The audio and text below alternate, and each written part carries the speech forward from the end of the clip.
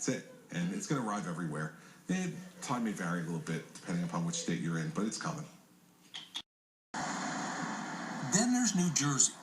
It had the highest taxes in the country, a $10 billion deficit, and a depressed economy when first-year Governor Chris Christie took office.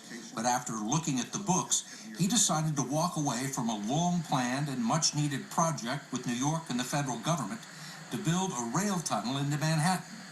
It would have helped the economy and given employment to 6,000 construction workers. Lots of jobs. Yeah. I cancel it. I mean, listen, the bottom line is, I don't have the money. And you know what? I can't pay people for those jobs if I don't have the money to pay them. Where am I getting the money? I don't have it. I literally don't have it. Is this going on all over the country? Yes. Of course it is. It's not like you can avoid it forever, because it's here now. And we all know it's here. And the federal government doesn't have the money to paper over it anymore either for the states. The day of reckoning has arrived. That's it. And it's going to arrive everywhere. And time may vary a little bit depending upon which state you're in, but it's coming. Unrealistic benefit packages for public employees and the use of political gimmicks to cover up hidden deficits. It's forcing state governors and the public to confront some harsh realities. This is different, isn't it? It is very different. And the reason it's different is because the only choices left are choices that people previously have said were politically impossible, that you couldn't do. You couldn't cut K-12 education funding. You couldn't do those things. You couldn't talk about pension and benefit reform for the public sector unions, that these were third rails of politics. We are now left with no alternatives. Just the third rail. Yeah, that's it. I'm just going to grab it and go and let the chips fall where they may. This money's got to come from someplace. In some ways, Governor Chris Christie is the political canary in the coal mine of the state fiscal crisis.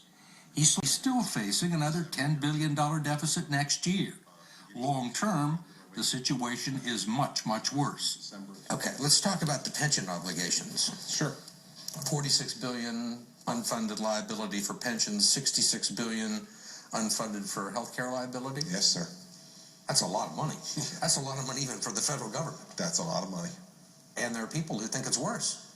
Yeah, I think that's an optimistic view. Listen, at this point, if it's worse, what's the difference? I mean, it's bad enough as it is, so what's the difference? I mean, now we're talking about money that none of us can really get our arms around. I mean, this is unsustainable, right? Totally unsustainable.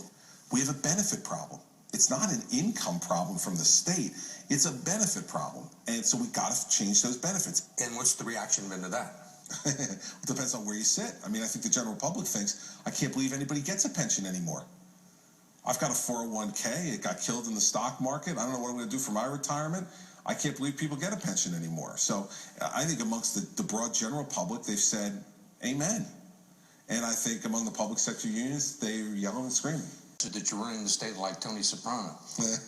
Well, as an Italian-American, I take great offense to that. Listen, you know what it is? I'm the first person to expose them for what they've been doing to the public. You want the public employee unions to share the pain? You bet. I want them to share in the sacrifice. And this is what I say to public sector unions. Listen, you can boo me now, but I'm the first governor who's walked into this room in 10 years and told you the truth. And here's the truth. If you don't partner with me to get this done, in 10 years you won't have a pension. And that's the truth. We spent too much on everything. We spent too much. We spent money we didn't have. We borrowed money just crazily. The credit card's maxed out. And it's over. It's over. We now have to get to the business of climbing out of the hole. We've been digging it for a decade or more. We got to climb now. And our climbing's harder. We got to do it.